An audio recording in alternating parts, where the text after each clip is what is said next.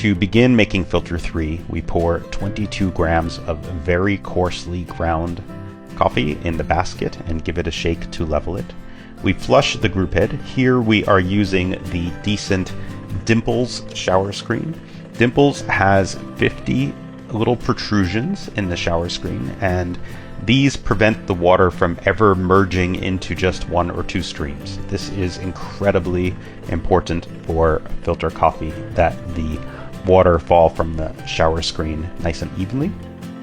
To start the brew, all we do is latch on the basket and press the button, and that is it. Everything else about Filter 3 is fully automated. The entire process takes about 4 minutes. The only manual intervention you might want to use would be to remove the basket at about the 100-second mark, just to check that you have the optimal grind setting. If the slurry at the 100-second mark is about 50% of the way up the basket, then your grind is spot on. If the slurry is 60% or higher up the basket wall, it might be wise to use a slightly coarser grind on the next brew. And if the slurry is below about 40% of the way up the basket wall, then it would be good to grind a little finer next time. The profile for Filter 3 is embedded in all new decent machines and any machine that does a software update.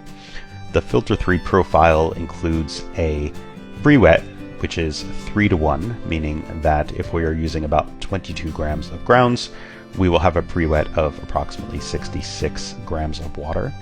The pre-wet is followed by a 30-second bloom. And then there are multiple stages of slow flow with gently declining water temperature. We do this because once the basket and the grounds and the slurry are hot enough for optimal extraction and flavor, we don't necessarily want to add extremely hot water. It at that point becomes okay to add slightly cooler water as you go. Typically, the extraction level at the end of the brew is somewhere on the order of 22 to 23% extraction yield. TDS tends to fall in the 1.4 to 1.5 TDS range.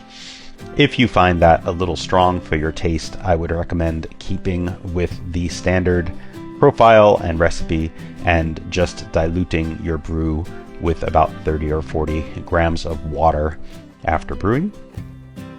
I love the Filter 3 for its simplicity and consistency and how time-saving it is. When I'm at the roastery or if I'm brewing coffee at an event, it's amazing to be able to just push a button knowing that you are going to get perfect filter coffee every time. Thank you.